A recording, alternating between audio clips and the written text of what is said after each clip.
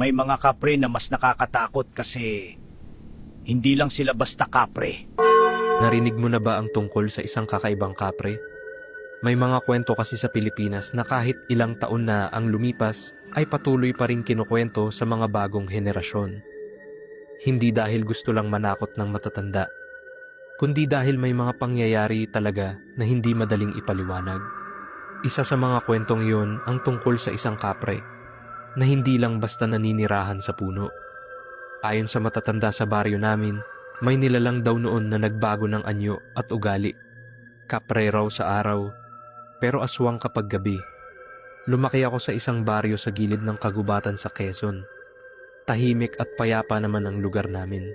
Kapag sumapit ang gabi, halos wala ka nang maririnig, kundi huni ng mga kuliglig at tunog ng hangin sa mga puno ng niyog.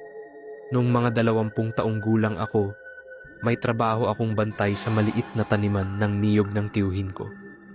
Kailangan may tao roon sa gabi dahil may mga magnanakaw ng bunga ng niyog. Isang gabi, ako ang naiwan mag-isa sa kubo sa gitna ng taniman. Maliit lang ang kubo na gawa sa kawayan at yero ang bubong. May lamparang gas sa loob na siyang nagbibigay ng ilaw. Bandang hating gabi, habang nakaupo ako at nakikinig sa radyo, may naamoy akong kakaiba sa hangin. Amoy tabako. Napakunot ang noo ko dahil wala namang naninigarilyo sa lugar na iyon. Ang pinakamalapit na bahay ay halos kalahating kilometro ang layo. Lumabas ako ng kubo at tumingin sa paligid. Tahimik ang buong taniman. Gumagalaw ang mga dahon ng niyog dahil sa hangin. Ngunit doon sa may malaking balete sa gilid ng taniman, parang may aninong gumagalaw. Nakatayo ako roon ng ilang segundo, pilit inaaninag kung ano ang nakikita ko. Hanggang sa may narinig akong mabigat na paghinga. Parang may malaking nilalang na nakaupo sa sanga ng balete. Unti-unting lumakas ang amoy ng tabako. Biglang may naghulog ng abo mula sa taas. Napatingala ako. Doon ko siya nakita. Isang napakalaking nilalang ang nakaupo sa sanga ng balete. Maitim ang balat at mahaba ang mga paa na halos sumayad sa lupa.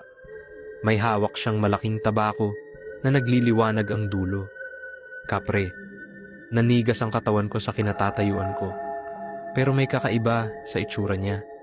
Ang mga mata niya ay mapula at parang nagugutom ang tingin. Unti-unti siyang bumaba mula sa puno. Paglapag niya sa lupa, napansin kong hindi lang siya malaki. Ang mga ngipin niya ay mahahaba at matutulis. Doon ko naalala ang mga sabi-sabi ng matatanda. May kapre raw sa gubat na nagiging aswang kapag naghahanap ng pagkain. Dahan-dahan siyang naglakad palapit sa kubo ko. Pakiramdam ko hindi ako makahinga sa kaba. Bigla siyang huminto ilang hakbang mula sa akin. Tinitigan niya ako ng matagal. Hindi ko alam kung tatakbo ba ako o sisigaw. Pero bago pa ako makagalaw, may narinig kaming boses mula sa likod ko. Matandang boses. Hindi mo siya pwedeng kunin! Napalingon ako. Ang lolo kong si Mang Saryo ang nakatayo sa likod ko. May hawak siyang maliit na bote ng banal na tubig at isang rosaryo. Hindi ko alam kung paano siya nakarating doon nang ganun kabilis. Lumapit siya sa harap ko at humarap sa nilalang. Tahimik lang ang kapre habang nakatingin sa kanya. Pagkatapos ay nagsalita ang lolo ko. Alam kong hindi ka nakagaya ng dati pero hindi pa huli ang lahat. Unti-unting nagbago ang ekspresyon ng nilalang. Ang galit na mukha nito ay naging parang nalulungkot. Dahan-dahan niyang ibinaba ang tabako sa lupa. Pagkatapos ay umatras siya.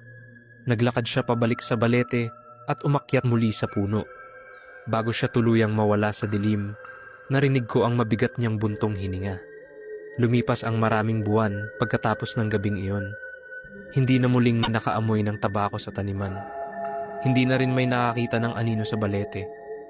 Minsan tinanong ko ang lolo ko kung ano talaga ang nilalang na iyon. Ngumiti lang siya at sinabi, may mga nilalang na hindi ipinanganak na masama. Minsan, napipilitan lang silang magbago dahil sa gutom at kalungkutan. Simula noon, tuwing dumadaan ako sa balete sa taniman, napapatingin pa rin ako sa mga sanga nito.